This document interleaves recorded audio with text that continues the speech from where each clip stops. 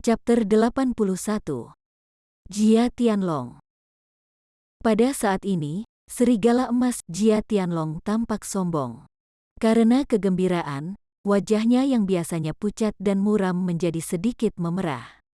Tidak heran dia memiliki ekspresi seperti itu. Bagaimanapun, Sekte Tujuh Misteri adalah musuh utama geng serigala liar.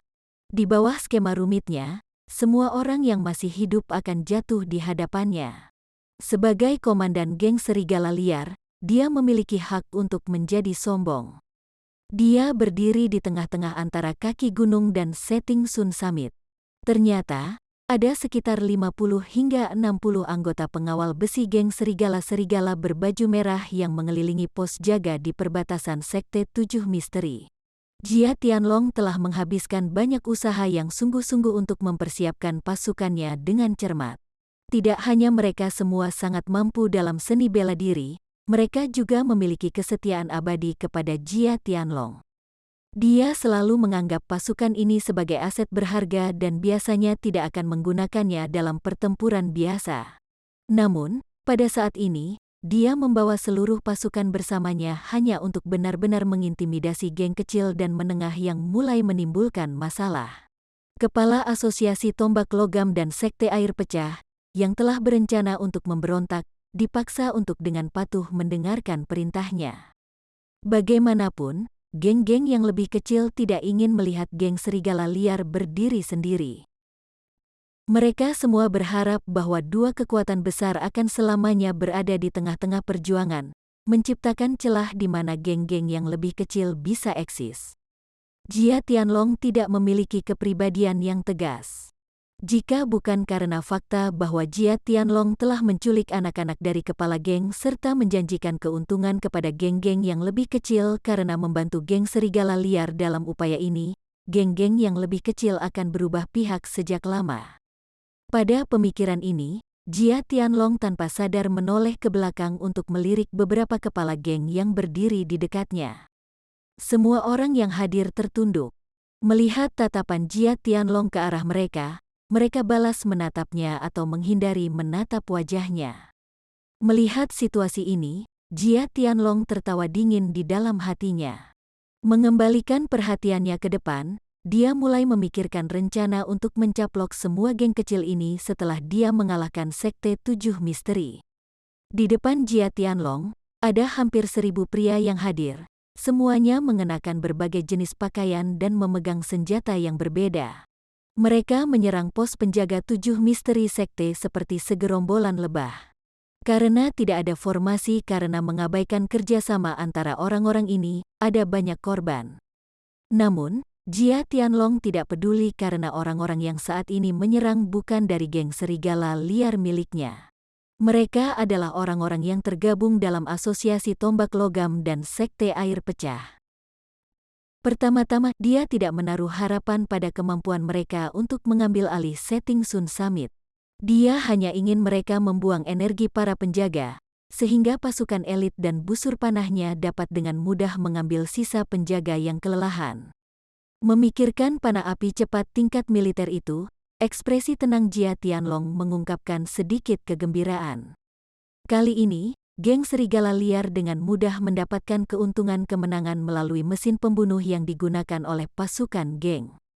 Jika tidak, mustahil untuk memusnahkan pasukan lawan. Bahkan jika selusin pos penjaga KTT Setting Sun diturunkan, pasukan geng serigala liar akan menderita kerugian besar dalam kekuatan, sehingga sangat merugikan rencana masa depannya untuk mencaplok geng-geng yang lebih kecil. Jia Tianlong tidak menghabiskan sedikit pun usaha pada busur tingkat militer. Sebaliknya, mereka muncul entah dari mana di rumahnya. Setiap kali Jia Tianlong mengingat hal itu, dia akan segera merasa nyaman. Ini terjadi 3 bulan lalu ketika dia berada di markas besarnya, merencanakan serangan terhadap Sekte Tujuh Misteri. Tiba-tiba, ada seorang petugas yang mengaku sebagai kerabatnya yang ingin bertemu dengannya. Jia Tianlong merasa agak heran dan bertemu dengan orang itu. Ternyata orang itu benar-benar sepupunya yang lebih tua dari pihak ayahnya. Rupanya, sekitar 10 tahun yang lalu, ketika Feral Wolfgang masih sekelompok bandit berkuda, sebagian dari geng telah diperintahkan oleh Pengadilan Kekaisaran Provinsi Jing untuk mendaftar di tentara dengan imbalan amnesti. Sepupu ini termasuk di antara kelompok pria itu. Tahun demi tahun berlalu, sepupunya tiba-tiba mendapatkan posisi wakil jenderal di ketentaraan. Secara kebetulan, ketika sepupunya sedang dalam perjalanan mengawal beberapa barang melintasi Provinsi Jing, dia mendengar tentang Jia Tianlong, komandan geng serigala liar. Ketika kedua orang itu bertemu, mereka bertukar salam sedih. Kemudian, mereka berdua berbicara tentang pengalaman mereka selama bertahun-tahun. Saat Jia Tianlong menyebutkan pertempuran baru-baru ini melawan Sekte Tujuh Misteri, sepupunya dengan seenaknya menyatakan bahwa perlawanan mereka akan cepat jatuh jika dia memberi Jia Tianlong 100 busur cepat dengan kualitas baik. Jia Tianlong akan mampu membunuh semua orang di Sekte Tujuh Misteri sampai tidak ada yang tersisa. Meskipun sepupunya mungkin menyebutkannya dengan santai, Jia Tianlong mendengarkan dengan penuh perhatian saat jantungnya berdetak kencang. Dia mencoba bertanya kepada sepupunya apakah mungkin untuk memberinya 100 busur. Sepupunya sedikit tertawa dan memberitahu Jia Tianlong dengan jujur bahwa barang yang dia angkut persis seperti busur api cepat ini. Bukannya dia tidak bisa memberi Jia Tianlong apapun, tetapi dia tidak bisa memberikan terlalu banyak. Dia hanya perlu menyuap pejabat pemerintah yang menerima barang itu dengan beberapa tael perak.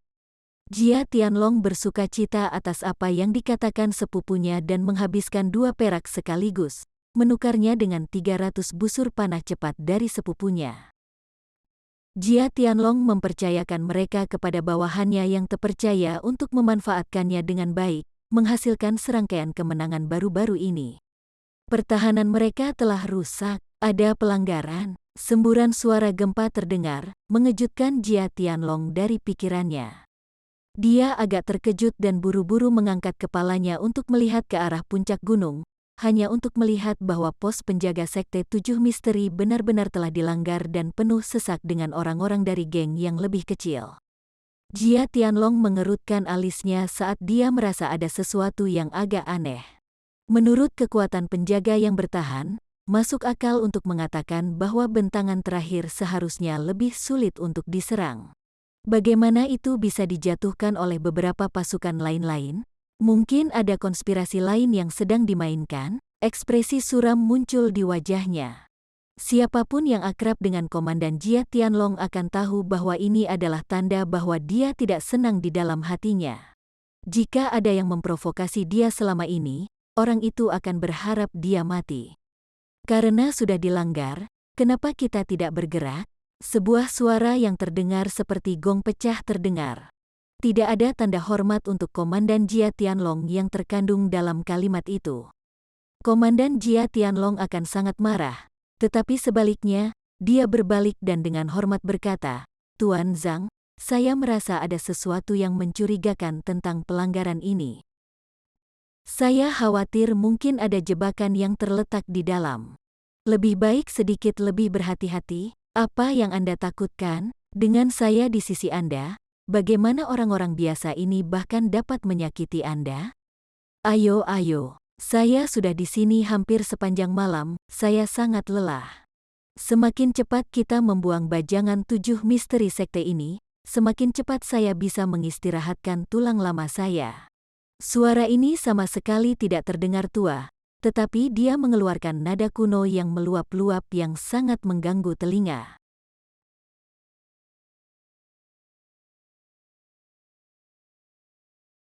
Chapter 82. Cahaya Emas Biksu.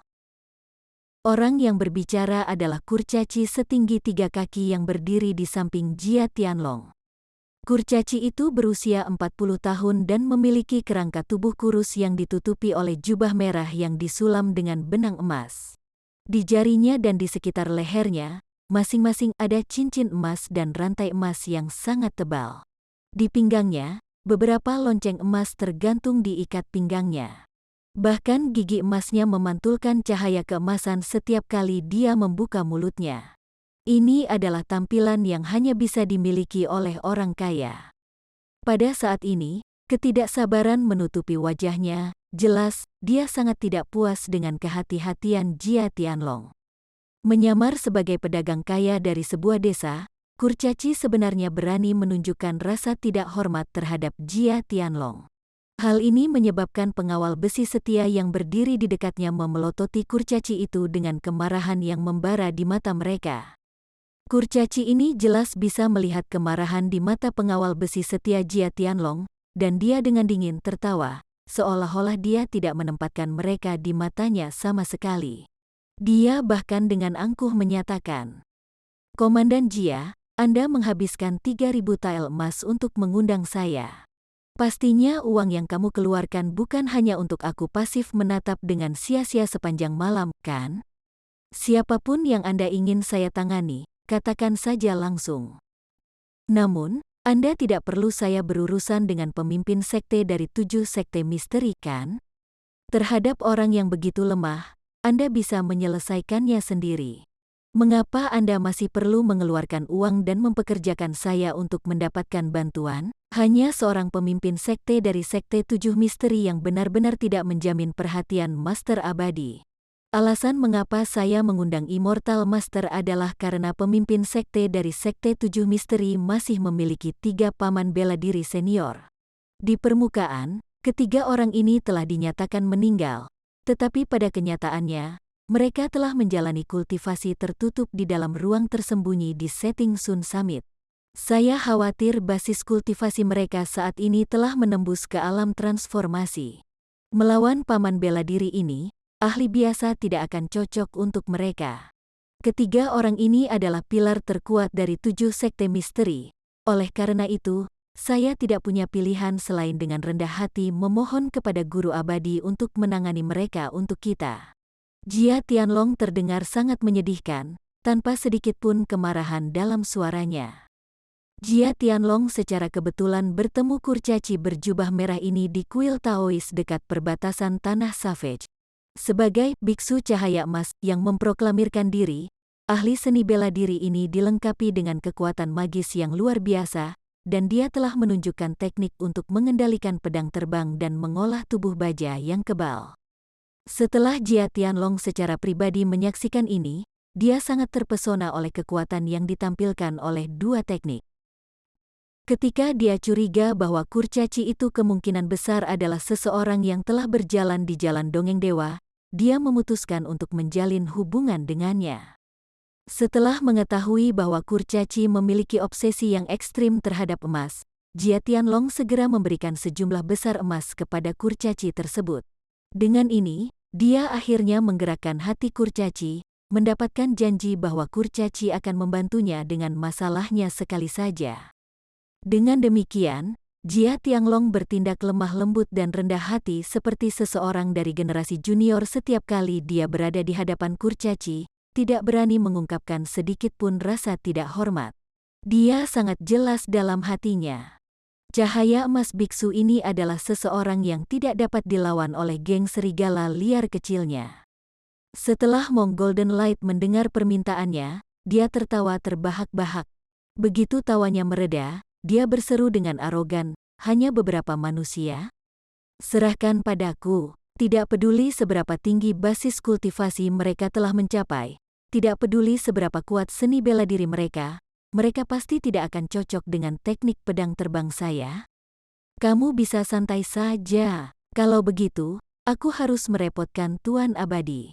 Hadiah yang saya janjikan pasti akan dikirimkan, dan terlebih lagi, saya telah memutuskan bahwa setelah masalah ini diselesaikan, hadiahnya akan ditingkatkan sebesar 2.000 tael emas."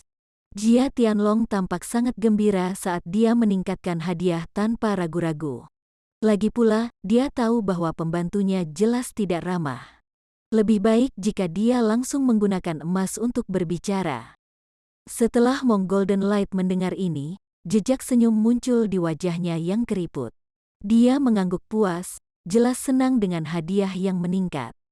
Setelah mendapatkan jaminan dari sosok yang begitu kuat, biksu cahaya emas, Jia Tianlong tidak lagi berhati-hati dan memerintahkan pasukannya dari geng serigala liar untuk bergegas ke puncak Setting Sun Summit untuk bersiap menyerang divisi utama 7 misteri. Sekte 7 Divisi Tertinggi. Karena ada begitu banyak orang yang bergegas ke puncak, Jia Tianlong dan pengawal besi lainnya harus mengeluarkan upaya yang luar biasa untuk akhirnya tiba di pintu masuk divisi.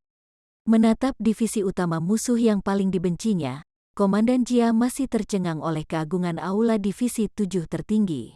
Dia merasa bahwa aula utama dari Feral Wolfgang-nya hanyalah sebuah terowongan anjing, tak tertahankan untuk dilihat jika dibandingkan dengan tempat ini. Melihat lahan kosong berhektar-hektar di atas Setting Sun Summit, ada cukup banyak aula yang dibangun dari batu biru satu gedung besar, diikuti 6 gedung yang lebih kecil. Meskipun cahaya redup dari obor tidak cukup untuk sepenuhnya melihat detail bangunan di kegelapan malam, aura megah dan megah dari aula batu biru masih mampu memukau anggota Feral Wolfgang dan sekte kecil lainnya. Para penyerang tidak segera memulai serangan mereka, melainkan mengepung aula Bluestone, dengan maksud untuk tidak membiarkan seekor lalat pun melewatinya. Memang, lawan kami adalah sekte yang telah ada selama lebih dari 200 tahun, tingkat kekayaan ini tidak dapat ditandingi oleh klan dan sekte yang hanya ada selama 1 dekade.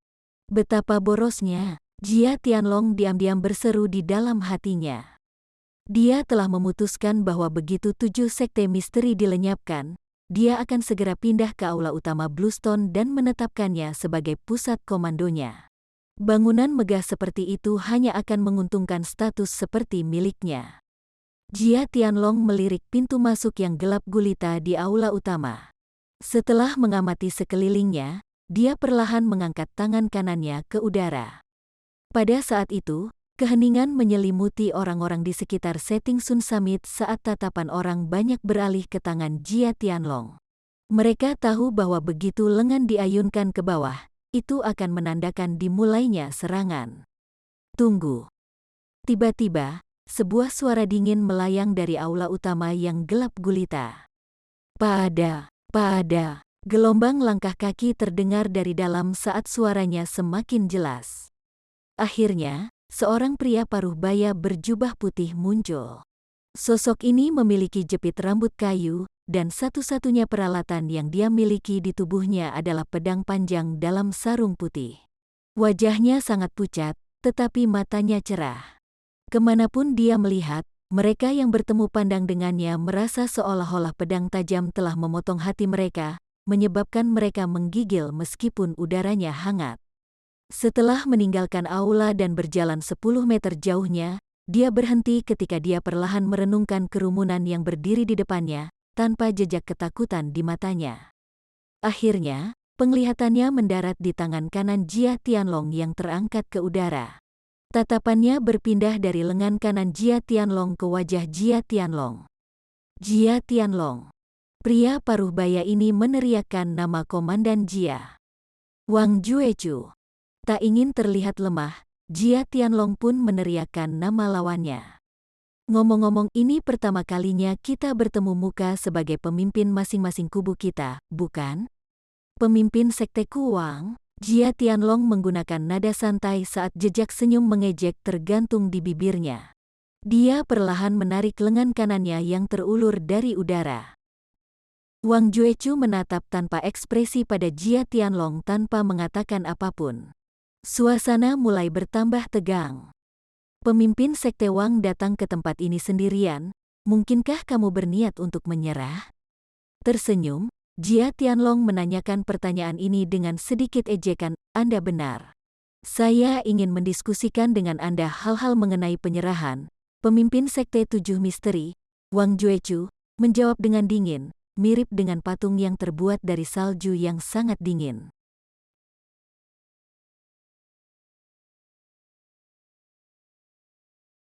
Chapter 83.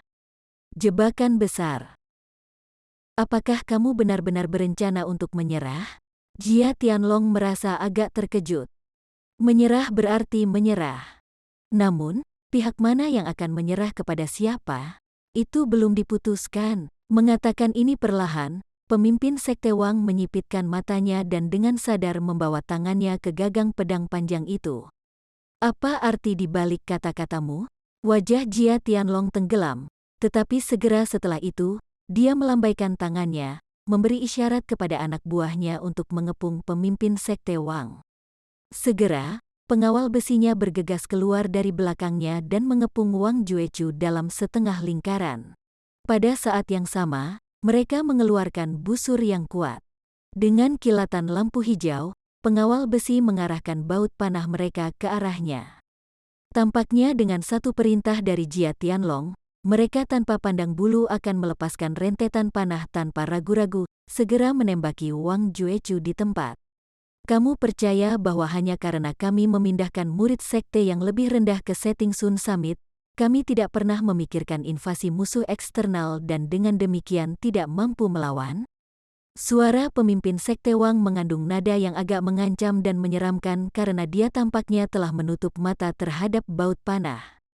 Mendengar kata-kata ini, hati Jia Tianlong sedikit tenggelam. Pikirannya merasakan jejak firasat yang tidak jelas. Dia tidak menyela kata-kata pemimpin sekte Wang dan malah terus memasang ekspresi muram di wajahnya. Jia Tianlong ingin mendengar apa yang akhirnya dikatakan musuhnya. Orang yang memindahkan sekte ke lokasi ini adalah pemimpin sekte generasi ke-7, pemimpin sekte Li.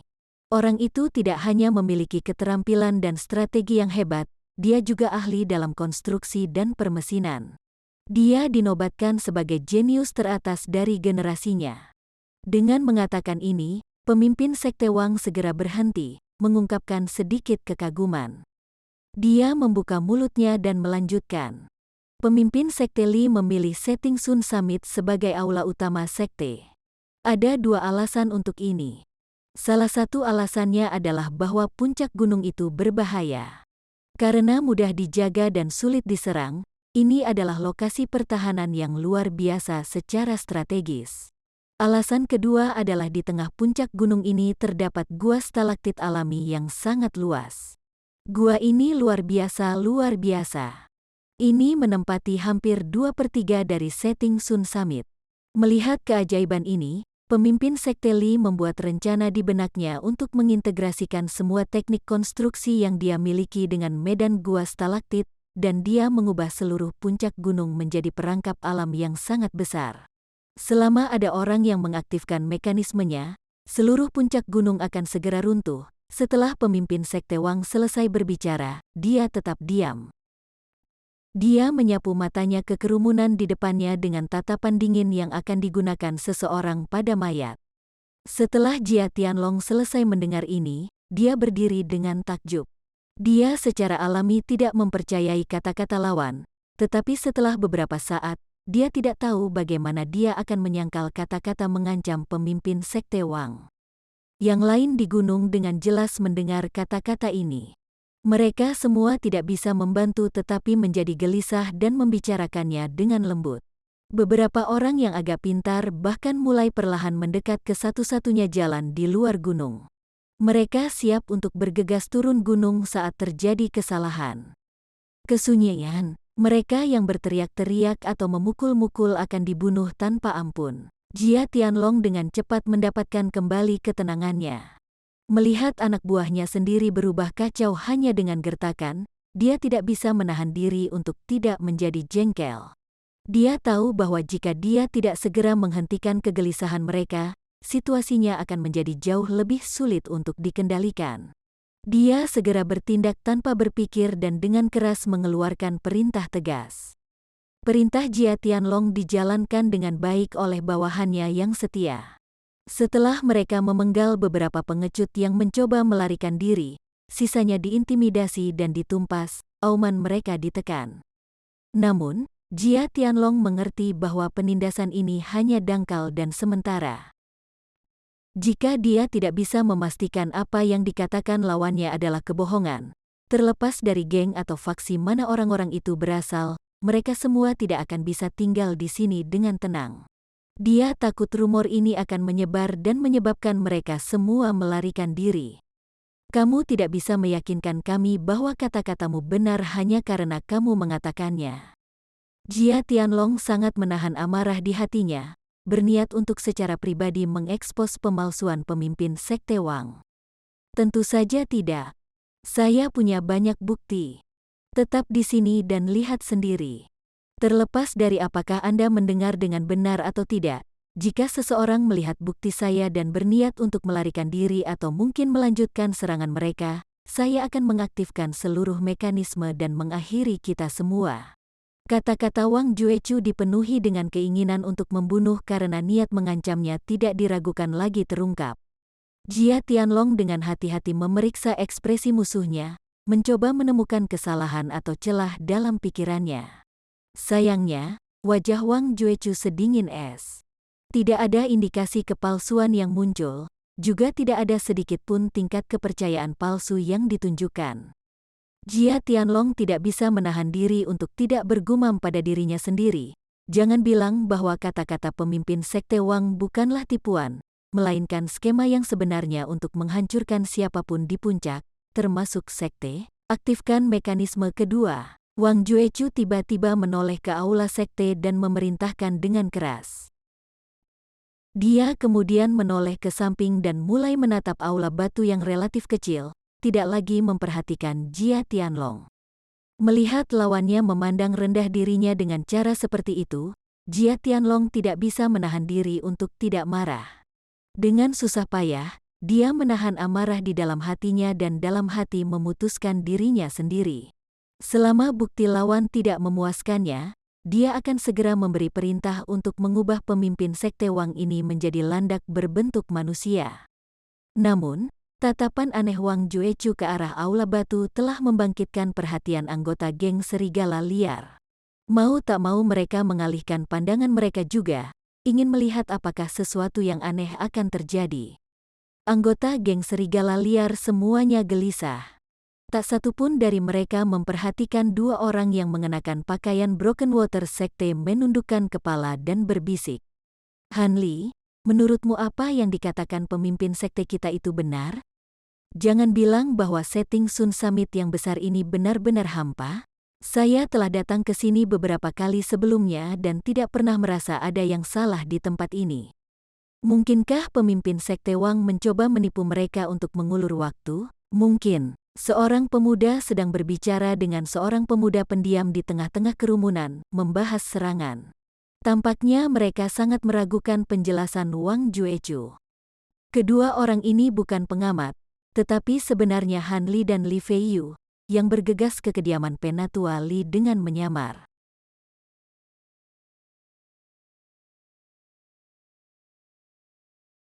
Chapter 84. Pertempuran luar biasa. Sebelumnya, Han Li takut murid Sekte Air Pecah akan melarikan diri dan memperingatkan musuh lainnya, jadi dia harus terlibat secara pribadi. Menggunakan Shifting Smoke Steps dan Imperial Flight Technique secara bersamaan, dia dengan mudah membunuh semua musuh dalam waktu singkat. Li Feiyu, yang berpikir untuk melanjutkan serangannya, tercengang. Baru saat itulah dia menyadari kekuatan sejati Han Li.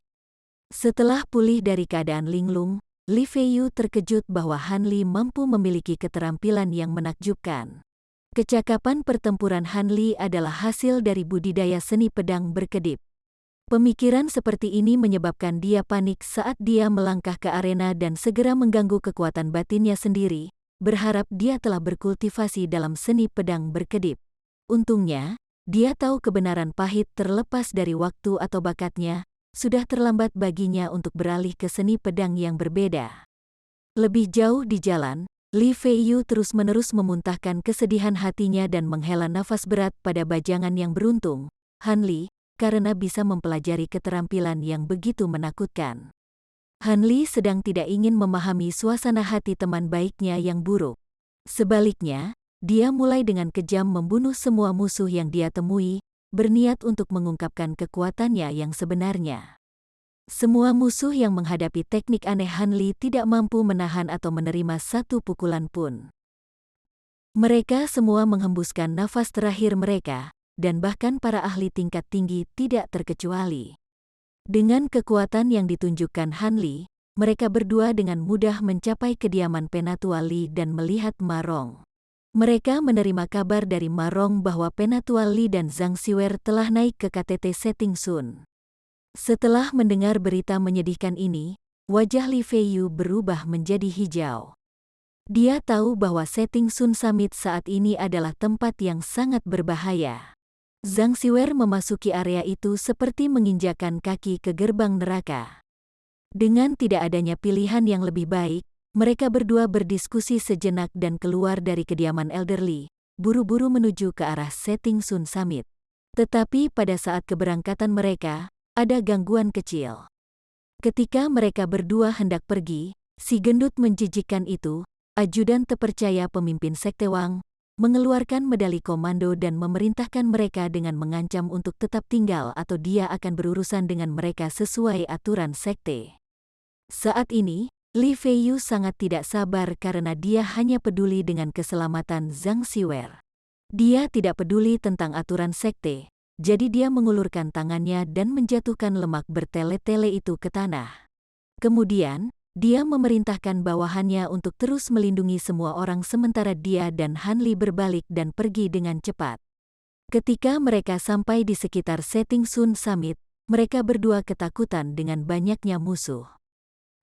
Mengetahui bahwa tidak mungkin untuk maju, Han Li dan Li Feiyu berdiskusi satu sama lain dan menghasilkan rencana yang brilian. Mereka melumpuhkan dua murid sekte air rusak dan berganti pakaian. Kemudian, mereka memanfaatkan langit yang gelap dan kebingungan orang banyak untuk diam-diam berbaur dengan mereka yang akan menyerang gunung, mengikuti arus lalu lintas, dan dengan mudah mencapai setting Sun Summit. Di sana, Han Li dan Li Feiyu telah mendengar semua yang dikatakan pemimpin Sekte Wang. Karena tubuh jiwa bengkok terlalu mencolok, mereka menemukan area di dasar gunung di mana mereka bisa menyembunyikannya dan meninggalkannya di sana. Setelah mendengar bahwa setting Sun Summit telah menyimpan kartu truf mematikan yang memungkinkannya binasa bersama musuh-musuhnya, Li Feiyu tidak dapat menyembunyikan keraguannya dan mulai berulang kali bertanya pada Han Li, berharap teman baiknya bisa menenangkan hatinya. Terlepas dari apakah ini benar atau palsu, hal terpenting bagi kami saat ini adalah dengan cepat memasuki aula utama dan bertemu dengan kekasih mudamu dan diam-diam menyelinap pergi. Anda harus sadar bahwa terlepas dari apakah informasi itu asli atau tidak, tinggal di sini terlalu berbahaya. Han Li akhirnya menjawab dengan suara rendah. Ini semua benar, tetapi di bawah pengawasan orang banyak, bagaimana mungkin masuk secara diam-diam? Li Feiyu bertanya, dengan ekspresi khawatir di wajahnya saat dia menundukkan kepalanya. Mendesah. Kami hanya bisa menunggu dan melihat apakah ada peluang yang muncul nanti. Han Li juga merasa sangat tidak berdaya. Saat mereka berdua bersembunyi di belakang kerumunan mulai gelisah, tanah di bawah kaki mereka tiba-tiba bergetar. Pada awalnya, itu hanya sedikit getaran, tetapi kemudian menjadi sangat keras. Banyak orang tidak dapat berdiri dan mulai jatuh satu persatu ke tanah. Setelah puncak gemetar, ada juga beberapa batu gunung yang mulai menggelinding. Tidak baik, puncak gunung akan runtuh. Wang yang bermarga itu ingin menjatuhkan kita bersamanya. Beberapa orang sembrono dalam kelompok itu berteriak panik. Ketika orang-orang mendengar ini, mayoritas dari mereka menjadi lebih panik. Beberapa bahkan mengabaikan peringatan Wang Juechu sebelumnya dan dengan panik mencoba melarikan diri menuju persimpangan jalan dalam upaya untuk melarikan diri dari puncak gunung yang mereka yakini akan runtuh. Ledakan, gemuruh ledakan terdengar saat daerah sekitarnya mulai runtuh. Tanah juga bergetar lebih kuat.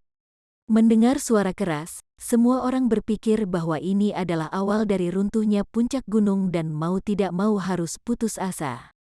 Pada saat ini, Jia Tianlong terkejut dan marah. Meskipun dia dikawal oleh pengawal besi yang setia, dia bingung, tidak yakin harus berbuat apa. Dia tidak bisa membantu tetapi untuk melihat ke arah cahaya emas biksu. Jia Tianlong tersenyum kecut setelah dia dengan jelas melihat ekspresi panik di wajah biksu Golden Light.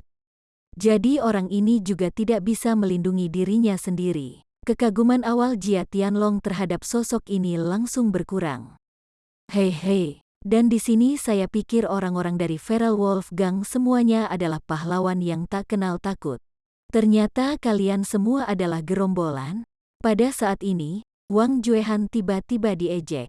Meskipun kebingungan di puncak, Kata-kata Wang Juehan ditransmisikan ke telinga semua orang, jelas disebabkan oleh keterampilan murni.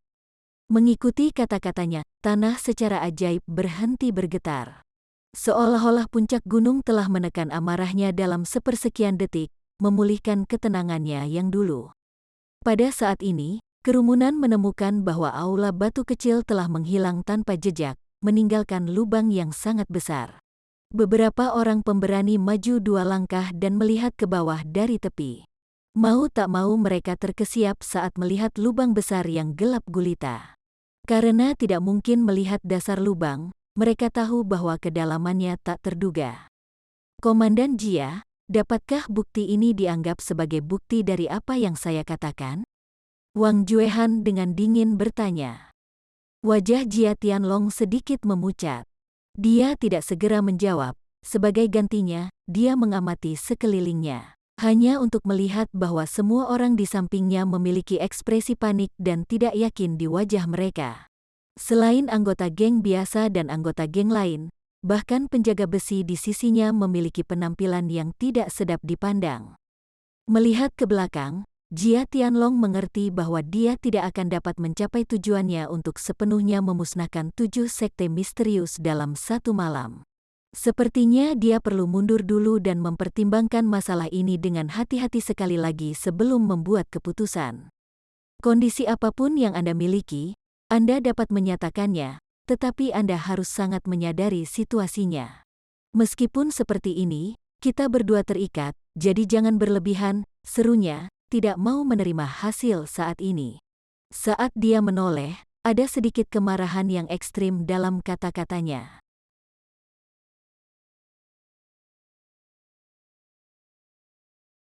Chapter 85. Pertempuran berdarah, kontrak kematian. Saya hanya memiliki 2 syarat, dan itu sederhana, kata Wang Juechu tanpa ekspresi. Pertama, anak buahmu harus mengungsi di luar lingkungan pengaruh sekteku, dan mereka harus melakukannya dalam kelompok di bawah pengawasan murid sekteku. Nada suaranya sangat mengeras. Tentu, itu tidak masalah. Jia Tianlong menjawab tanpa ragu-ragu. Melihat bagaimana lawannya menjawab dengan teguh, Wang Juechu dengan dingin tertawa saat dia langsung memberitahu Jia Tianlong kondisi keduanya. Kedua, kamu dan aku harus menandatangani kontrak kematian dan bertarung dalam duel sebelum kalian semua bisa pergi. Kontrak kematian? Apakah kamu serius? Apakah dia sudah gila? Saat kalimat Wang Juechu keluar dari mulutnya, itu menyebabkan keributan besar pecah di antara kerumunan. Semua orang yang mendengar kalimat itu memiliki ekspresi yang bervariasi di wajah mereka. Beberapa bersemangat, beberapa pucat, sementara beberapa ingin melihat hasil duel. Setelah mendengar kondisi pemimpin Sekte Wang, ekspresi Jia Tianlong berkedip sebelum dengan cepat kembali ke keadaan normal. Apakah saya salah mendengar kondisi itu? Kami berdua menandatangani kontrak kematian dan bertarung sampai hanya ada satu yang selamat? Setelah pertanyaannya yang tampaknya acuh tak acuh, Jia Tianlong tertawa. Tidak, telingamu baik-baik saja. Ini untuk menagih hutang darah untuk wakil pemimpin Sekte Wu dan yang lainnya yang meninggal. Jadi, saya tidak punya pilihan selain mengusulkan ini. Kontrak kematian antara Anda dan saya, kata Wang Juechu dengan dingin, menatap langsung ke arah Jia Tianlong dengan tangan di pedangnya. Jia Tianlong tertawa tetapi tidak segera memberikan jawaban. Matanya berkedip saat dia merenung. Tampaknya dia tidak berani memperlakukan ini dengan enteng dan hanya akan menjawab setelah perenungan yang mendalam. Suara-suara pecah dalam diskusi di antara orang banyak. Bahkan Han Li yang tidak sadar tidak tahan lagi dan memilih untuk menanyai Li Feiyu, yang berdiri di sisinya sebagai gantinya.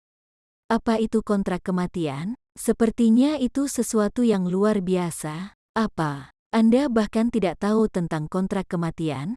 Ini terlalu tak terbayangkan. Dari semua cara untuk menyelesaikan perselisihan Jiang Hu, sejauh ini adalah metode yang paling terkenal dan berdarah. Tertegun karena takjub, Li Feiyu menjelaskan dengan ekspresi wajah yang mirip dengan pesona bertemu hantu. Kamu tidak mengatakannya, Anda harus tahu bahwa saya hampir tidak tahu apa-apa di luar lembah tangan dewa dan tidak tertarik dengan masalah Jiang Hu. Apakah benar-benar aneh sehingga saya tidak tahu? Han Li menjawab dengan nada rendah, sepertinya dalam suasana hati yang buruk. Oh, benar, cukup benar, aku hampir lupa. Li Feiyu menggaruk kepalanya karena malu. Kontrak kematian sering digunakan oleh dua pihak yang memiliki kebencian dan permusuhan besar satu sama lain. Sebelum pertempuran mereka akan menandatangani pernyataan hidup mati, yang menyatakan bahwa setelah mereka memasuki pertempuran, mereka akan bertempur sampai hanya ada satu yang selamat. Jika seseorang pergi di tengah jalan, reputasi orang itu tidak hanya akan anjlok dan menghadapi penghinaan semua orang, siapapun di seluruh Jiang Hu akan memiliki hak untuk membunuhnya.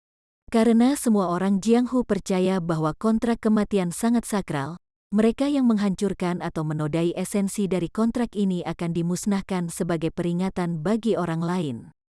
Terlebih lagi, sebagian besar pertempuran ini dipentaskan di arena di mana orang sering bertempur sampai mati.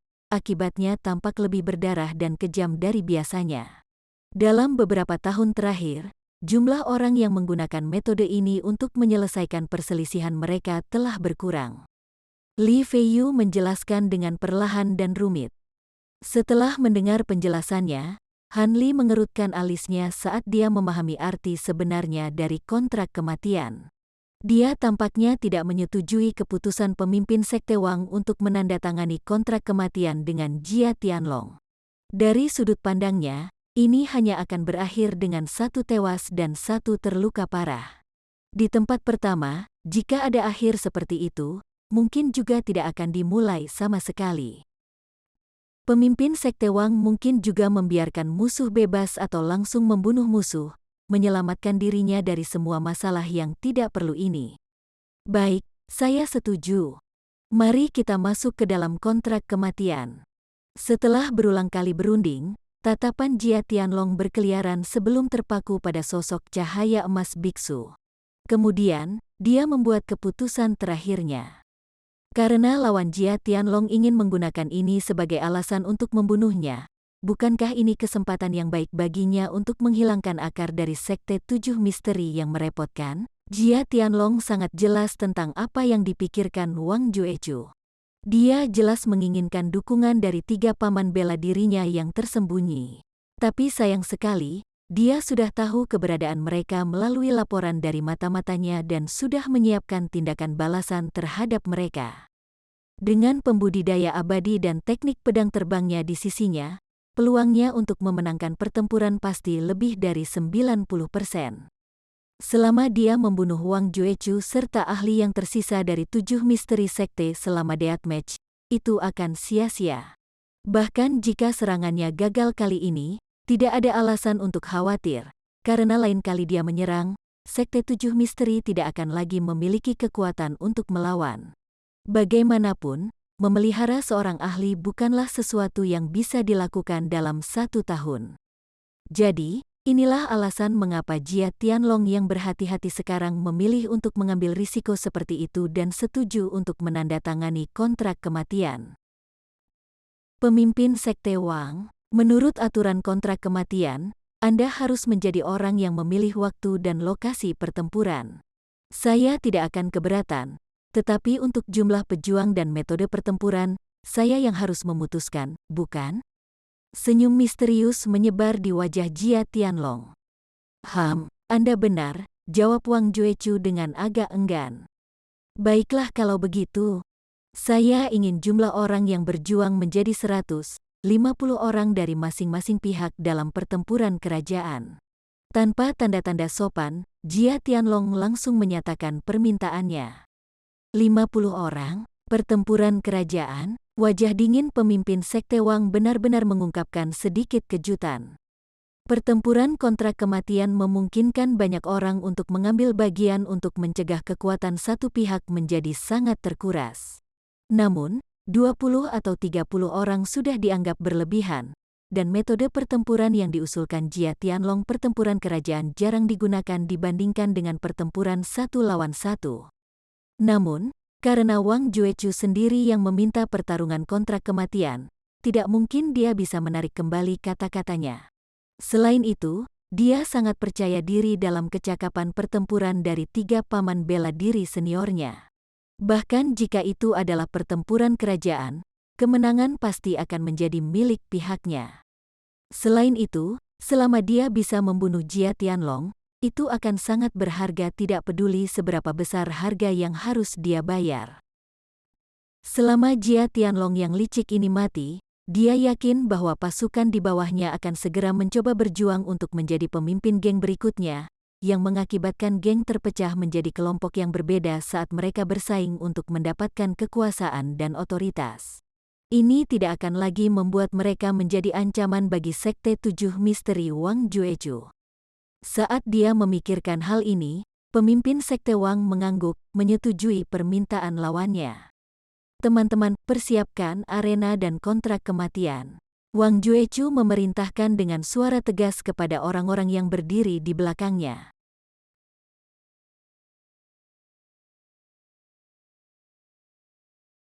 Chapter 86. Perubahan mendadak. Mengikuti perintahnya, 30 murid berpakaian cerah bergegas dari aula sekte. Tak satu pun dari orang-orang ini mengucapkan sepatah kata pun. Di depan aula, mereka tanpa berkata-kata menggunakan pancang kayu dan tali untuk menciptakan arena pertarungan maut. Dari gerakan cepat mereka, terbukti bahwa orang-orang ini mahir dalam seni bela diri, tidak seperti murid-murid peringkat rendah umum dari Sekte 7 Misteri. Menyaksikan tempat duel sedang dibuat, Li Feiyu bertanya pada Han Li dengan putus asa, "Jangan bilang bahwa kita akan bersembunyi di sini sepanjang waktu. Apakah kita tidak akan melakukan apa-apa dan hanya menonton duel mereka? Ini tidak benar, ini tidak benar. Kekasih muda Anda saat ini tidak dalam bahaya dan sebenarnya cukup aman. Kita tunggu saja duelnya selesai. Setelah geng serigala liar dievakuasi, kami akan memanfaatkan gangguan ini dan diam-diam menuju Nona Muda Zhang. Karena orang-orang yang selamat dari Sekte 7 Misteri kemungkinan besar ingin menggunakan Anda sebagai kambing hitam dan menyalahkan Anda semua, Anda berdua harus melarikan diri ke tempat yang jauh di mana mereka tidak dapat menemukan Anda," kata Han Li acuh tak acuh. Tampaknya dia tidak memiliki rasa memiliki yang mendalam terhadap 7 Sekte Misteri. Bukankah itu akan kawin lari?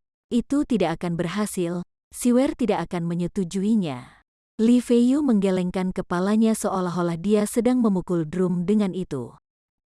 Kemudian pukul dia dan bawa dia pergi dengan paksa. Pada saat dia bangun, sudah terlambat untuk mengubah apapun. "Bukankah itu cukup baik?" Han Li menjawab dengan acuh tak acuh. "Kamu," Li Feiyu dengan marah memelototi Han Li, tidak bisa berkata apa-apa lagi. Sementara kedua individu ini benar-benar terlibat dalam percakapan satu sama lain, pemimpin Sekte Wang dengan sungguh-sungguh menerima 2 gulungan berwarna merah darah. Ini adalah kontrak kematian. Dia mengambil satu untuk dirinya sendiri dan memerintahkan seseorang untuk membawa yang lain ke Jia Tianlong, yang ada di seberangnya. Saat Jia Tianlong menerima dokumen itu, ekspresinya berubah menjadi serius. Dia dengan hati-hati membuka dokumen itu dan dengan hati-hati membaca sepintas. Begitu dia memverifikasi bahwa tidak ada masalah, dia menganggukkan kepalanya dan menutup dokumen itu. Dia kemudian mulai memilih tentara untuk bertarung di deathmatch. Setelah menyaring melalui orang-orangnya yang tersedia, dia memilih 13 ahli elit dari geng serigala liar. Selain itu, ia memilih puluhan seniman bela diri dengan bakat yang dapat diterima dari geng yang lebih kecil untuk mengurangi kerugiannya sendiri. Bagaimanapun, begitu mereka menandatangani nama mereka di kontrak kematian, para seniman bela diri ini harus berjuang sekuat tenaga untuk mempertahankan hidup mereka yang tidak penting, terlepas dari apakah mereka bersedia atau tidak. Adapun kandidat yang tersisa, Jia Tianlong memilih beberapa pengawal besi yang cakap. Tentu saja, Mong Golden Light pasti akan naik ke atas panggung. Jia Tianlong benar-benar mengandalkan kecakapan bela diri yang hebat dari teknik pedang terbang pembudidaya immortal ini. Sementara Jia Tianlong sibuk, dia tidak menyadari bahwa Wang Juechu telah kembali ke aula batu. Sampai sekarang, Jia Tianlong masih belum melihat pemimpin Sekte Wang kembali, membuat Jia Tianlong berpikir bahwa Wang Juechu mungkin mengalami kesulitan dalam menentukan kandidat untuk deathmatch. Ketika tahap deathmatch telah benar-benar selesai, pemimpin Sekte Wang membawa 300 hingga 400 orang keluar dari aula. Di dalam kerumunan ini ada campuran murid muda dan tua dari kedua jenis kelamin. Namun, masing-masing dari mereka memiliki cahaya semangat di mata mereka dan berjalan dengan langkah mantap. Jelas bahwa mereka adalah elit dari Sekte Tujuh Misteri. Yang paling diwaspadai oleh Jia Tianlong adalah 3 sosok yang mengikuti di belakang Wang Juechu. Orang pertama mengenakan jaket sarjana yang berkibar-kibar, dan wajahnya tampak intelektual dan ilmiah. Yang kedua tinggi dan kokoh dengan dada telanjang. Jenggotnya yang penuh, menyerupai jarum baja, memberinya penampilan gagah berani yang tak tertandingi. Terakhir adalah seseorang yang mengenakan pakaian abu-abu. Dia membawa pedang panjang di punggungnya dan memiliki ekspresi dingin. Pada pandangan pertama, orang-orang ini tampak seperti pria paruh baya, berusia 30 hingga 40 tahun. Namun, pemeriksaan dekat mengungkapkan bahwa mereka melepaskan aura yang memancarkan berlalunya waktu, aura yang setara dengan seorang pria tua 70 sampai 80 tahun. Itu membuat penonton merasa bahwa usia pria paruh baya ini tidak cocok dengan penampilan luar mereka yang masih muda. Pikiran Jia Tianlong jernih. Ketiganya pasti 3 paman bela diri Wang Juechu. Tampaknya Sekte Tujuh Misteri tidak akan menahan apapun, bahkan sampai memanggil cadangannya. Memikirkan hal ini, Jia Tianlong mencondongkan tubuh ke samping dan mengarahkan jarinya ke ketiga paman bela diri itu untuk cahaya emas mingkerdil. Dia bertanya, "Beku, saya tidak tahu bagaimana perasaan Anda tentang ketiganya, tetapi bisakah Anda menurunkannya? Mereka tidak lebih dari orang biasa. Dengan gelombang pedang terbangku, kehidupan kecil mereka akan selesai. Apa yang perlu dikhawatirkan? Apakah kamu tidak percaya padaku?" Biksu Golden Light mengatakan ini dengan nada yang agak meremehkan dan menatap Jia Tianlong dengan tatapan tidak puas. "Saya tidak akan berani, saya tidak akan berani. Aku hanya bertanya tanpa berpikir. Mohon untuk tidak memasukkannya ke dalam hati, Beku."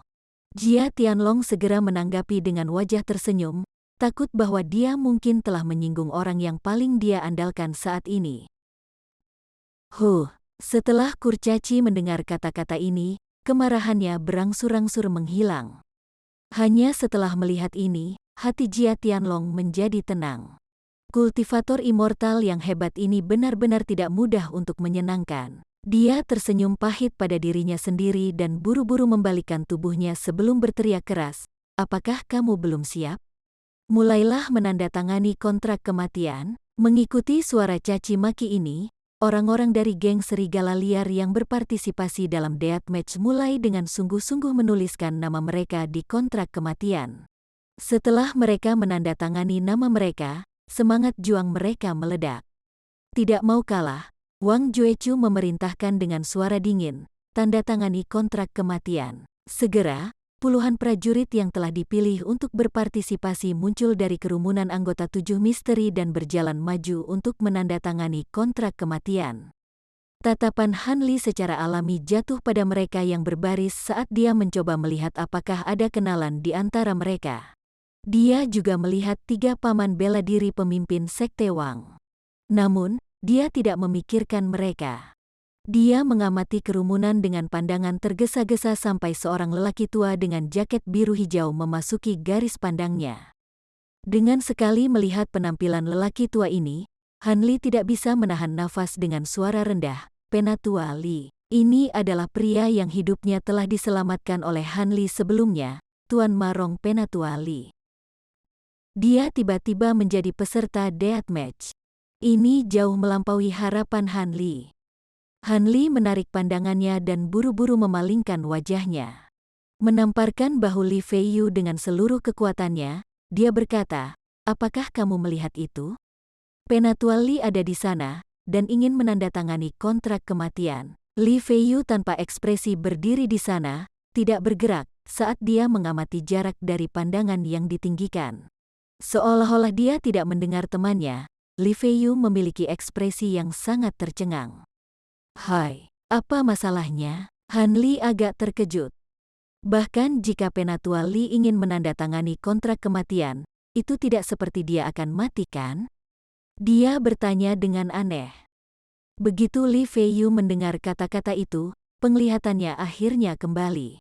Dia menatap kosong ke arah Han Li dan mengucapkan kalimat yang langsung mengejutkan Han Li. "Siwer-siwer, dia juga ada di sana. Dia juga ingin berpartisipasi dalam pertarungan kontrak kematian." Setelah mengucapkan kata-kata ini, wajah Li Feiyu langsung menjadi sangat tidak sedap dipandang.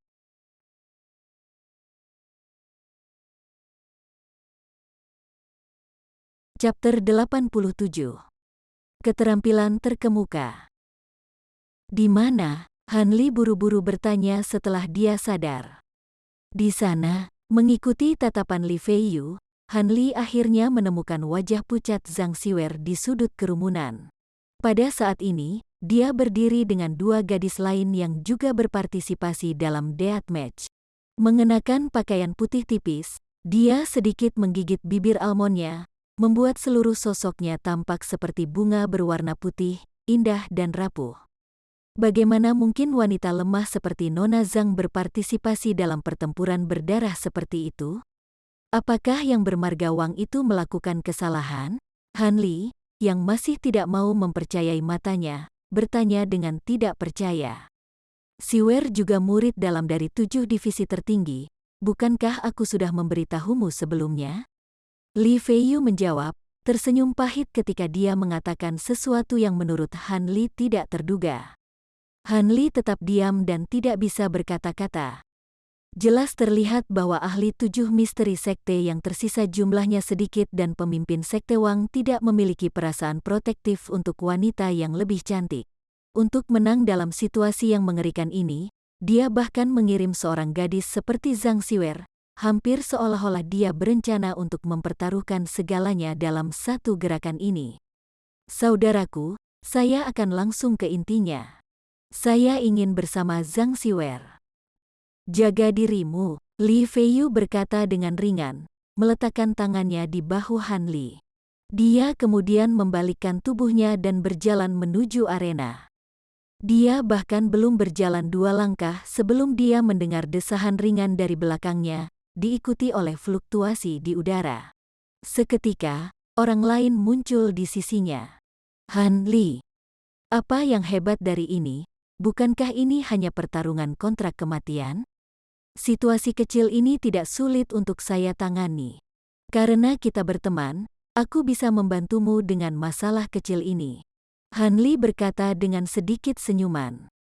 Setelah mendengar ini, Li Feiyu tidak mengatakan apa-apa lagi dan mengerahkan kekuatannya untuk menepuk dada Han Li, dengan tenang berkata, "Kakak yang baik. Terima kasih banyak." Han Li terus tersenyum, tidak mengatakan sepatah kata pun. Seperti yang dia katakan. Alasan mengapa dia mengikuti sebagian karena dia mengenal Li Feiyu cukup lama, jadi hubungan mereka cukup dekat. Karena itu, Han Li tidak mau melihat tanpa daya saat Li Feiyu pergi sendiri. Di sisi lain, Han Li adalah individu yang sangat terampil dan berani. Dia tidak percaya bahwa apa yang disebut ahli dari geng serigala liar dapat menimbulkan banyak ancaman baginya dengan bola api dan teknik penerbangan KEKAISARANNYA. Selain itu, dia juga sedikit bersemangat untuk menguji kekuatannya sendiri. Kedua pria itu melangkah maju, menerobos kerumunan dan langsung menuju ke sisi Wang Juechu. Di tengah jalan, keduanya merobek seragam sekte air pecah mereka, memperlihatkan pakaian sekte 7 misteri mereka. Kemunculan Han Li dan Li Feiyu yang tiba-tiba dan perubahan identitas menyebabkan kedua belah pihak menatap mereka dengan bodoh. Tidak ada yang mencoba untuk mencegah gerakan mereka, memungkinkan mereka untuk dengan mudah tiba di depan Wang Juechu. Kepala Divisi Li, Dr. Han. Setelah melihat Li Feiyu, Zhang Siwer sangat senang di luar dugaan. Wajah genitnya mengungkapkan dia terkejut, dan jika area itu tidak dipenuhi begitu banyak orang, dia mungkin akan melemparkan dirinya ke pelukan kekasihnya, mencurahkan isi hatinya. Pemimpin Sekte Wang juga mengenali kedua orang itu, matanya menunjukkan sedikit keterkejutan. Baginya, kemunculan mereka yang tiba-tiba sangat tidak terduga.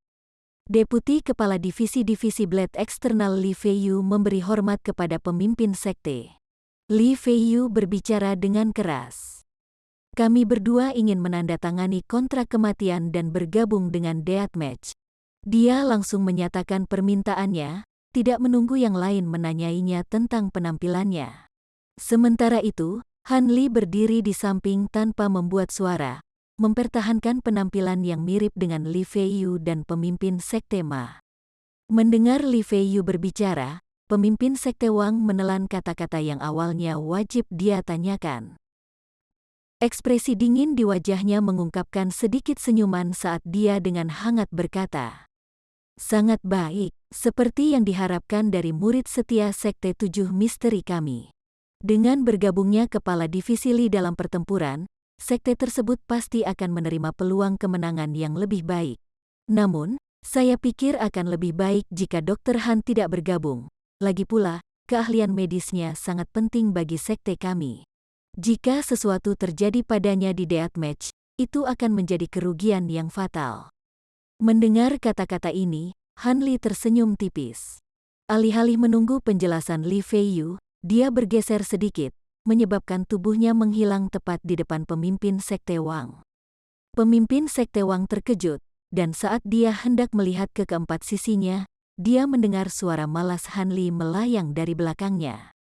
"Aku tidak tahu apakah kemampuanku sendiri layak untuk diperhatikan pemimpin Sekte Ma, tetapi jika aku memasuki Deathmatch, aku percaya bahwa aku akan dapat melindungi diriku sendiri. Oleh karena itu, saya berharap pemimpin sekte akan menerima kesetiaan saya." Hati pemimpin Sekte Ma diliputi keterkejutan. Dia tidak akan pernah berpikir bahwa Han Li, yang terkenal di sekte karena keahlian medisnya, juga akan memiliki keterampilan bela diri yang mengerikan. Tanpa diduga, Han Li mampu menembus pertahanan Wang Juechu tanpa suara dan mendekati punggungnya tanpa menarik perhatian Wang Juechu. Keterampilan yang sangat menakutkan. Siapa sebenarnya orang ini? Tersembunyi di dalam sekte kita, apa tujuannya? Serangkaian ide menakutkan muncul secara berurutan dalam pikiran Wang Juechu. Dia membalikkan tubuhnya dan menatap Han Li yang tampaknya tidak berbahaya. Pemimpin Sekte Wang tidak bisa tidak menarik pandangannya ke tiga paman bela dirinya sendiri, hanya untuk melihat bahwa ekspresi wajah tiga paman bela diri juga sedikit berubah. Mata mereka menunjukkan sedikit keterkejutan, membuktikan bahwa keterampilan Dr. Han menyebabkan mereka merasakan ketakutan yang tak terkendali. Serangkaian pemikiran berbeda muncul di benak pemimpin Sekte Wang, tetapi dia akhirnya membuat keputusan. Dia tiba-tiba tertawa keras sebelum dengan ramah berkata, "Hati Dr. Han pasti sepenuhnya ditujukan pada sekte tersebut. Sebagai pemimpin sekte, bagaimana mungkin aku bisa menolak?" Dia kemudian menggunakan jarinya untuk menunjuk kedua murid yang keterampilannya paling lemah dari mereka semua. Mereka melangkah keluar dari barisan, membiarkan Han Li dan Li Feiyu mengambil tempat mereka.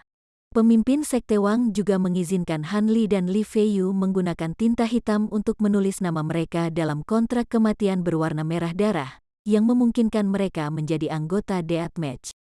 Keributan di dalam Sekte 7 Misteri secara alami disaksikan oleh Jia Tianlong, dan meskipun dia merasa bahwa penambahan dua ahli agak tidak terduga, dia tidak memasukkannya ke dalam hatinya.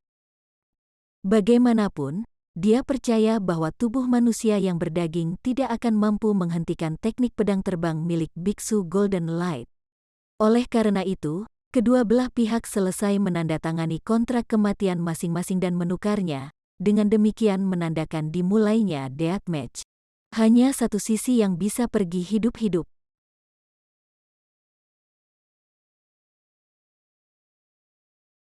Chapter 88.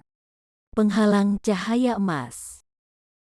Biksu Golden Light memiliki ekspresi bangga di wajahnya saat dia berdiri di tengah arena dengan anggota geng serigala liar berdiri di belakangnya. Sebelum dia muncul, dia sudah menjamin Jia Tianlong bahwa dia sendiri akan cukup untuk menghadapi semua penantang dari Sekte Tujuh Misteri. Namun tentu saja, harga jasanya harus disesuaikan dari jumlah yang disepakati sebelumnya 5.000 tael emas menjadi 8.000 tael emas. Saat ketika cahaya emas biksu memikirkan tentang hadiah yang akan dia terima setelah pertempuran, panas yang berapi-api naik di hatinya. Dia menatap jijik pada kerumunan, berusaha menahan diri untuk tidak membantai semua anggota Sekte Tujuh Misteri. Alih-alih bersama Li Feiyu, Han Li berdiri di sisi lain kerumunan. Karena Li Feiyu dan Zhang Xiwer berdiri bersama, membisikkan kata-kata manis kasih sayang satu sama lain, Han Li tentu saja tidak akan terlalu kasar untuk mengganggu dunia pribadi kedua sejoli itu. Serius, apa yang dia pikirkan ketika dia bersama kekasih mudanya? Untuk berpikir bahwa mereka masih bisa berbicara tentang emosi dan cinta mereka sekarang ketika kita akan berjuang untuk kelangsungan hidup sekte. Han Li merasakan rasa asam di mulutnya. Setelah dia sadar kembali, Han Li, seperti anggota sekte lainnya, menatap penasaran pada kurcaci yang berdiri di arena. Semua peserta geng serigala liar bersembunyi di belakang. Ini terlalu luar biasa. Mereka benar-benar membiarkan kurcaci yang tampak kotor untuk memulai pertarungan? Mungkinkah kurcaci itu memiliki semacam teknik bela diri yang aneh dan mendalam? Han Li mengedipkan matanya saat dia merenungkan dalam hatinya. Pikiran pemimpin Sekte Wang mengalir di jalan yang sama dengan pikiran Han Li.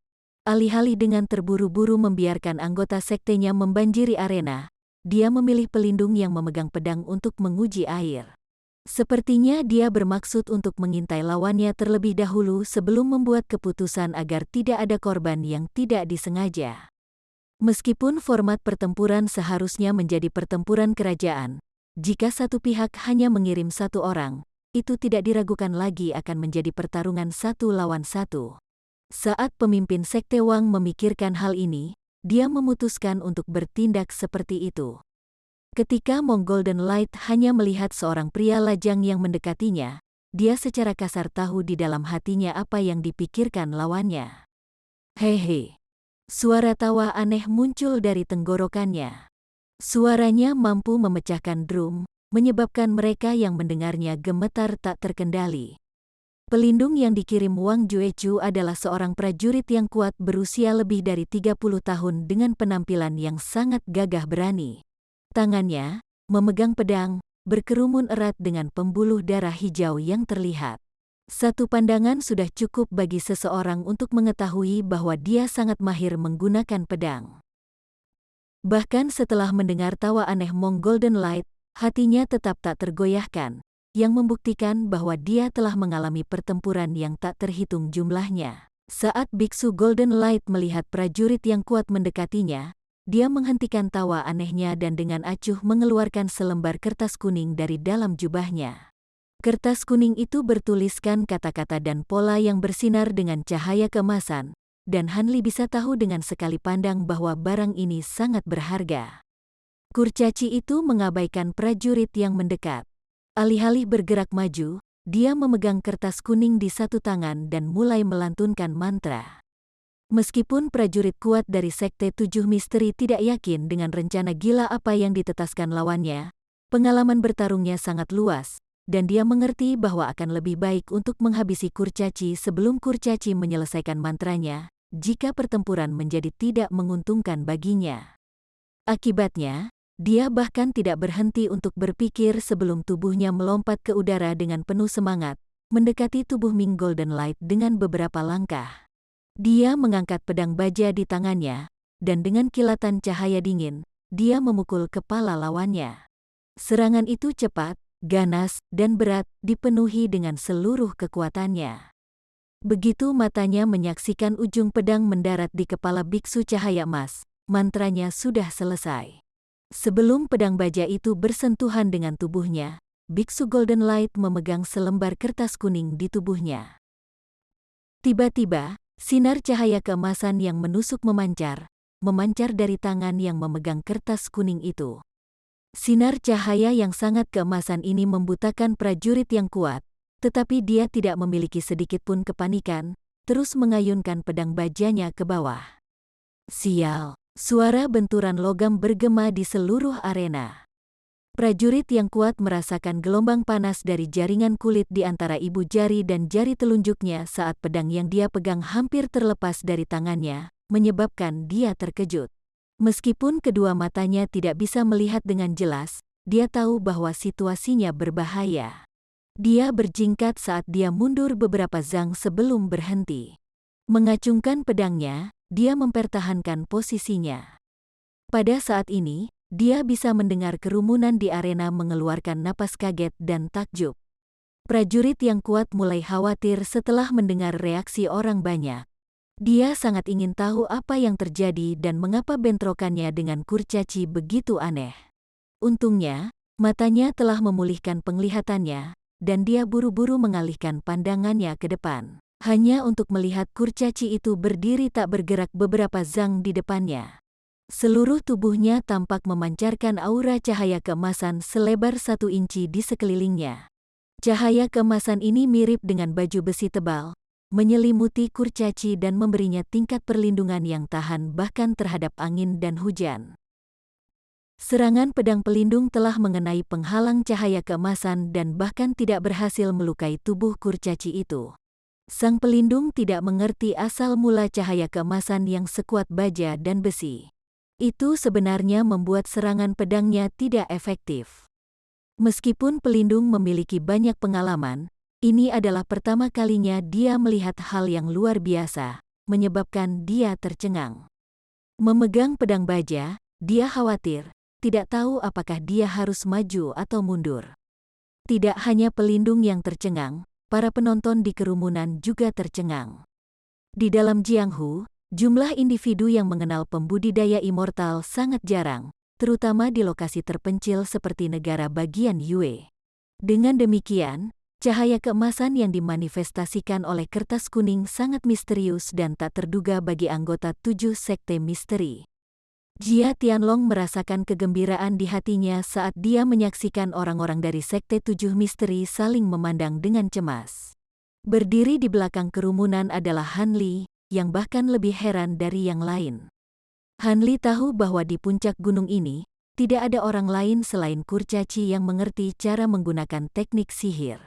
Jelas baginya bahwa kurcaci itu menggunakan mantra yang mirip dengan jimat kunci jiwa.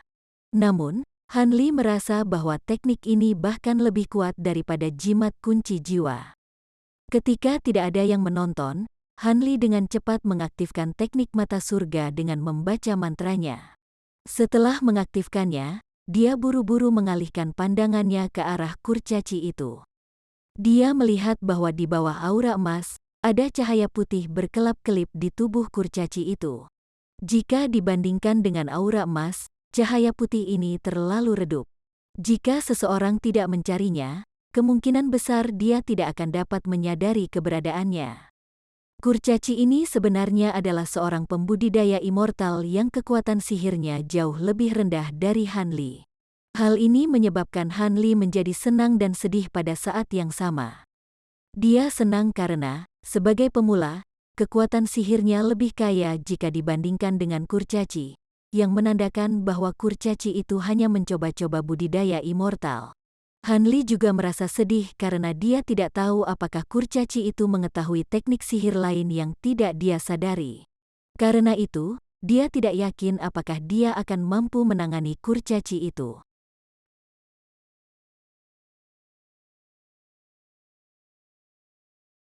Chapter 89. Tombak dan Perisai. Han Li menoleh untuk melihat pemimpin Sekte Wang, yang memiliki wajah muram. Pada saat itu, 3 pria yang berdiri di dekat pemimpin Sekte Wang memiliki perubahan besar dalam ekspresi dan mulai berbicara di antara mereka sendiri. Tampaknya cahaya keemasan kurcaci bukanlah sesuatu yang bisa dianggap enteng. Ditutupi oleh cahaya keemasan, kurcaci itu mulai tertawa dengan kepala menghadap ke langit. Segera setelah itu, dia dengan dominan berteriak, "Tuan terhormat ini berdiri di sini tanpa bergerak dan akan membiarkan Anda menyerang sesuka Anda. Jika tidak ada seorang pun di sini yang mampu menembus penghalang emas biksu ini, maka tidak ada satupun dari nyawamu yang tidak penting akan selamat. Setelah ini dikatakan, dia menyeringai sombong. Pidato Biksu Golden Light telah benar-benar mengubah ketakutan murid 7 misteri sekte menjadi kemarahan. Segera, banyak seniman bela diri yang gagah berani ingin bergegas keluar dari kerumunan dan menyerbu langsung ke arah kurcaci. Namun, pemimpin sekte Wang menghentikan mereka. Wang Juechu melambaikan tangannya, memberi isyarat kepada para pelindung di tempat kejadian untuk kembali. Kemudian, dia mengucapkan beberapa patah kata kepada pria jangkung dan kokoh itu, yang menganggukkan kepalanya dan berjalan selangkah demi selangkah menuju kurcaci, tegak dan tidak takut. Saat kurcaci itu melihat pria berjanggut penuh berjalan ke arahnya, tatapan jahat melintas di matanya. Karena tubuh alaminya cacat, dia telah diejek sejak usia muda. Akibatnya, ia sangat membenci individu yang berani dengan sosok tinggi dan tinggi. Pria di hadapannya ini termasuk dalam lingkup kebenciannya. Dia sudah memikirkan metode kejam apa yang harus dia gunakan untuk menyiksanya. Pria bertelanjang dada adalah salah satu dari 3 paman bela diri Wang Juechu. Jika seseorang tidak melihat wajahnya yang berjanggut penuh, mereka akan mengira dia bodoh. Namun, usianya yang sebenarnya sudah melewati siklus 60 tahun. Dia dulu dikenal sebagai individu yang gagah berani dan pemberani di Sekte 7 Misteri, membunuh banyak musuh demi sekte tersebut. Dihadapkan dengan penghalang emas yang aneh ini, dia secara alami tidak akan bertindak gegabah. Orang ini memeriksa penghalang dan melirik cahaya emas biksu yang terlindung di dalamnya. Dia tersenyum, dan dengan 2 jari terulur, dia menjentikkan penghalang emas, menyebabkan suara dang yang jelas. Tindakan sembrono ini mengganggu cahaya emas biksu. Dia dengan sinis berkata, "Apakah Anda ingin Master Abadi ini mengirim Anda ke reinkarnasi awal?" Saat paman bela diri mendengarkan kata-kata ini, ekspresinya berubah. Dia tiba-tiba melangkah maju 1 langkah, tiba di sisi kurcaci itu. Mengangkat kakinya sekali lagi, dia muncul di belakang kurcaci. Untuk memahami pikiran biksu cahaya emas, paman bela diri itu mengitarinya dengan langkah panjang dan putaran yang semakin cepat. Dalam sekejap mata, sosoknya menjadi tidak jelas. Biksu Golden Light tidak mampu melihatnya dengan jelas. Cahaya emas biksu menjadi pusing karena rotasi lawan yang terus-menerus, menyebabkan kemarahan di hatinya meningkat. Tanpa meluangkan waktu untuk berpikir, dia membawa tangannya ke bagian dalam jubahnya, sepertinya dengan niat untuk mengeluarkan sesuatu. Saat itu, pria berjanggut yang berputar-putar secara alami memperhatikan tindakan lawannya. Dia tiba-tiba mengeluarkan peluit panjang yang menyerupai tangisan naga dan desis harimau. Peluitnya kuat dan panjang.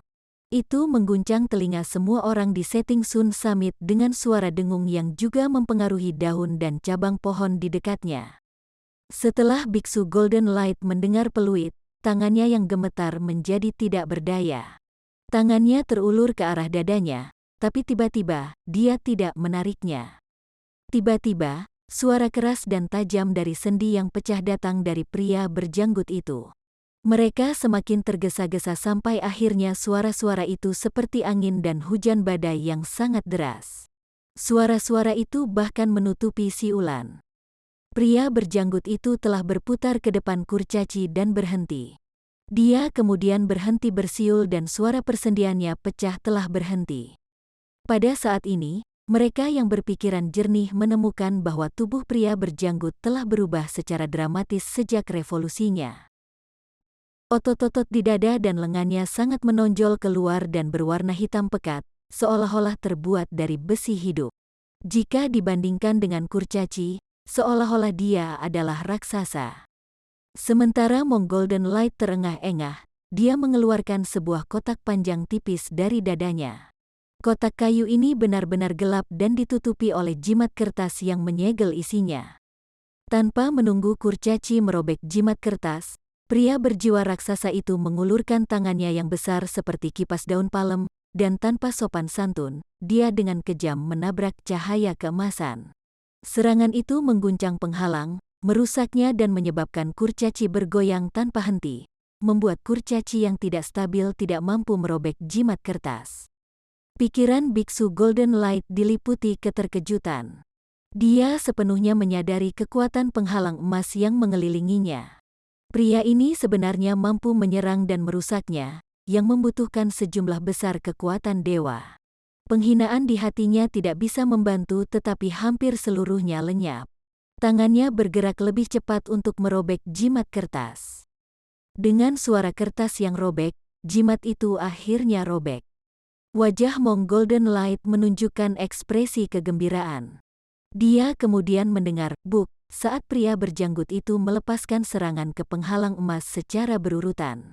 Tubuh kurcaci itu bergoyang dan tidak bisa tetap berdiri, menyebabkan pantatnya jatuh ke lantai. Baru pada saat ini dia menemukan bahwa pria itu telah menggunakan kedua tangan dan kakinya untuk menyerang penghalang emas seperti badai. Penghalang emasnya saat ini sama dengan adonan yang diuleni. Dengan pukulan dan tendangan lawan membuat penyok baru, tonjolan, dan deformasi melengkung pada penghalang. Tampaknya lapisan cahaya keemasan bisa pecah kapan saja di bawah serangan sengit paman bela diri. Melihat ini, ekspresi Monk Golden Light berubah drastis. Bingung, dia tidak lagi mampu mempertahankan ketenangan seorang master immortal dan malah melanjutkan untuk melantunkan mantra. Sayangnya, dia telah membuat banyak kesalahan dalam upaya tergesa-gesa ini, jadi tidak ada hasil sedikit pun. Kotak hitam itu tidak bergerak sedikit pun. Di belakang, Jia Tianlong melihat semuanya dan agak kagum. Di satu sisi, dia kagum dengan tindakan bodoh dan ketidaktahuan biksu cahaya emas. Di sisi lain, dia merasa kagum saat menyaksikan kehebatan bela diri milik paman bela diri Wang Juechu, yang bisa menguji kekuatan penghalang emas milik Monk Golden Light. Penghalang itu benar-benar bisa dianggap tahan terhadap pedang dan tombak. Air dan api juga tidak bisa menembusnya, mirip dengan ketidakefektifannya terhadap perisai sekeras berlian.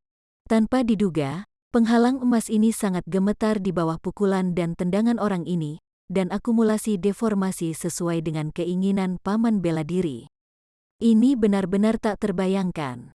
Keterampilan pria ini adalah misteri yang hebat dan mendalam. Dia ingat bahwa masih ada dua ahli serupa selain pria berjanggut itu.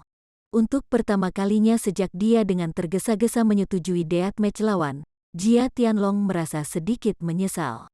Dia sekarang mengerti mengapa pihak oposisi meminta deathmatch dengan keyakinan penuh. Wang Juechu sebenarnya memiliki tiga ahli aneh ini untuk diandalkan. Jika Jia Tianlong ada di posisinya, dia juga akan meminta pertempuran berdarah. Memikirkan hal ini, Jia Tianlong memandang kurcaci yang kurang beruntung itu.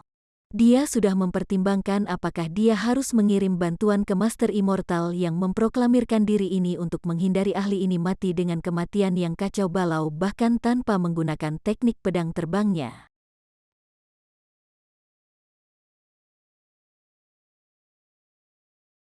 Chapter 90.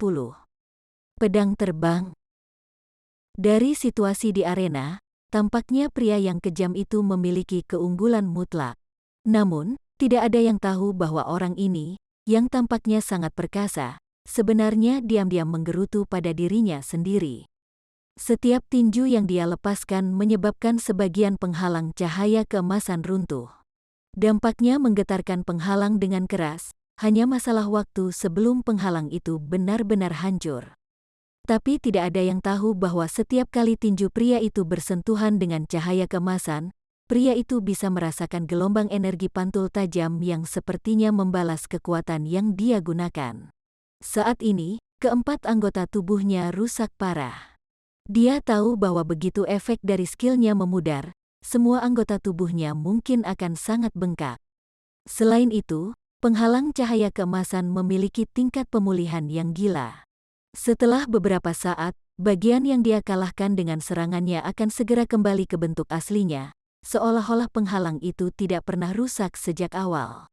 Terlebih lagi, serangan sebelumnya ditujukan secara acak pada penghalang cahaya keemasan, hanya menyebabkan bentuknya terdistorsi, tapi selain itu, sepertinya tidak ada efek lain pada penghalang tersebut. Pria jangkung dan kokoh itu melanjutkan cara ini untuk jangka waktu tertentu, sementara penghalang cahaya keemasan bergetar hebat, seolah-olah akan pecah kapan saja. Sekarang, pikiran semua orang yang hadir pergi ke arah yang berlawanan. Mereka mengerti bahwa serangan pria jangkung dan kokoh ini tidak mampu menghancurkan penghalang emas. Kekuatannya yang besar paling-paling akan mampu membuat beberapa penyok pada penghalang, tetapi itu tidak akan mampu menghancurkannya sepenuhnya. Jadi tidak hanya Jia Tianlong menghapuskan ide mengirim bala bantuan, tetapi kurcaci itu juga mendapatkan kembali ketenangannya yang dulu. Tetapi karena dia telah mempermalukan dirinya sendiri sebelumnya, fitur Mong Golden Light tampaknya memiliki sedikit rasa malu, dan saat dia menatap pria yang kuat dan kokoh itu, tatapannya menjadi semakin jahat. Tetapi karena dia menderita rentetan serangan dari lawannya, tubuhnya tidak dapat berdiri tegak, dan setiap teknik sihir yang ingin dia gunakan gagal. Karena itu, dia menghentikan mantranya dan menatap tajam ke arah lawannya sambil menggumamkan serangkaian kutukan dalam bahasa yang tidak diketahui. Adapun pria jangkung dan kokoh itu, dia tidak merasakan perubahan apapun, jadi dia terus menyerang penghalang emas dengan hiruk-pikuk. Semua penonton berpikir bahwa individu ini memiliki energi tak terbatas dan tidak perlu istirahat. Dentang-dentang kentang, mengerahkan kekuatan penuhnya, pria ganas itu melepaskan 2 serangan dan 1 tendangan sebelum membalikkan punggungnya untuk mundur. Tubuhnya yang besar sepertinya tidak menghalangi kecepatannya. Perbuatan pria tersebut membuat para penonton terperanjat. Keributan muncul tak lama kemudian. Biksu Golden Light juga terkejut, tetapi dia dengan cepat menjadi marah. Dia buru-buru duduk dan menyilangkan kakinya. Menempatkan kotak hitam secara horizontal ke pangkuannya, dia mulai menggumamkan mantra. Kedua tangannya terulur di depan dadanya dalam posisi aneh saat dia menggigil dengan kuat, mengeluarkan energi yang tampaknya sangat besar. Melihat kejang-kejang hebat yang mengguncang tubuh kurcaci, semua orang yang hadir berpikir seolah-olah semua jari di tangannya memiliki kekuatan 1000 jin. Pada saat ini, pria jangkung dan kokoh itu telah meninggalkan area yang ditunjuk untuk Sekte 7 Misteri, seolah-olah dia ingin mundur kembali ke kerumunan. Namun, dia tiba-tiba mendengar suara keras dari belakang punggungnya. Bangkit! Dia melihat wajah Wang Juechu, yang berdiri di depannya, jatuh secara drastis ketika para penonton secara kolektif berteriak, "Hati-hati!" Pria jangkung dan kokoh itu gemetar saat dia buru-buru menghindar ke kiri dan melirik kurcaci itu, hanya untuk melihat seberkas cahaya abu-abu dengan cepat mendekati posisi sebelumnya, meleset darinya dengan selisih tipis. Hatinya membeku, tetapi dia santai, karena dia berhasil menghindari serangan senjata tersembunyi ini. Dia akan segera dipersatukan kembali dengan 2 paman bela diri seniornya dan kemudian bisa mengambil nafas, tetapi bahkan sebelum dia menyelesaikan pemikiran ini, dia merasakan sakit yang luar biasa di lengan kanannya. Saat dia mengalihkan pandangannya, seruan kaget lainnya bisa terdengar dari penonton. Dalam hiruk-pikuk kebisingan itu, suara 2 paman senior bela diri terdengar, dipenuhi dengan kekhawatiran dan ketakutan yang luar biasa. Pria itu sedikit tercengang, seolah-olah dia tidak mengerti apa yang telah terjadi.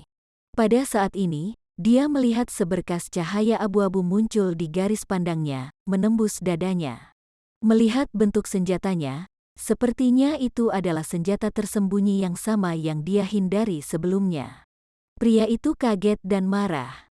Dia ingin membuka mulutnya untuk mengatakan sesuatu, tetapi saat suara putong terdengar, tubuhnya ambruk ke tanah. Baru pada saat inilah pria itu menyadari bahwa lengan kanannya telah patah tanpa dia sadari. Darah segar mengalir tanpa henti dari lukanya. Apa yang terjadi? Pria itu bertanya, perutnya penuh dengan kebingungan dan keengganan. Tapi segera setelah itu, penglihatannya menjadi hitam saat kesadarannya memudar hingga terlupakan. Bahkan sampai pada titik kematiannya, dia tidak dapat memahami apa yang telah terjadi, tetapi para anggota dari kelompok serigala liar dan Sekte 7 Misteri dapat melihat dengan jelas apa yang telah terjadi. Dari apa yang mereka pahami, Setelah biksu Golden Light menyelesaikan mantranya dan berteriak, "Bangkit!" seberkas cahaya abu-abu melesat keluar dari kotak hitam, berputar di sekitar kepala kurcaci sebelum mengikuti arah yang ditunjuk jarinya dan terbang terhadap pria tinggi dan kokoh itu. Meskipun pria itu menghindar secara refleks, menghindari serangan melalui dadanya, dia tidak memiliki cara untuk menghindari serangan yang diarahkan ke bagian belakang lengannya. Tampaknya sinar cahaya abu-abu itu sangat tajam. Bahkan setelah mengiris lengannya, pria itu masih tidak memiliki pengetahuan atau kesadaran bahwa sesuatu telah terjadi. Setelah itu, kerumunan itu bahkan lebih tercengang. Setelah sinar abu-abu dihindari, ia terus mengikuti gerakan jari kurcaci, terbang jauh di depan prajurit dan tiba-tiba mengubah arah. Itu menembus langsung ke dada pria yang tak berdaya dan dengan mudah merampas nyawanya. Semua orang terdiam oleh apa yang baru saja terjadi dan secara naluriah mengarahkan pandangan mereka pada sinar cahaya abu-abu yang telah kembali ke kurcaci dan sekarang berputar di atas kepala kurcaci. Kata-kata pedang terbang muncul tanpa sadar di sebagian besar pikiran penonton. Meskipun orang-orang ini tidak tahu tentang keberadaan pembudidaya abadi, bahkan mereka telah mendengar berbagai legenda dan kisah ajaib tentang pedang terbang. Sinar cahaya abu-abu ini sangat mirip dengan pedang terbang yang dikabarkan digunakan oleh dewa legendaris. Mungkinkah kurcaci yang tidak sedap dipandang itu menjadi salah satu dewa pedang dongeng? Mayoritas kerumunan memusatkan pandangan mereka, sekarang dipenuhi rasa hormat pada kurcaci.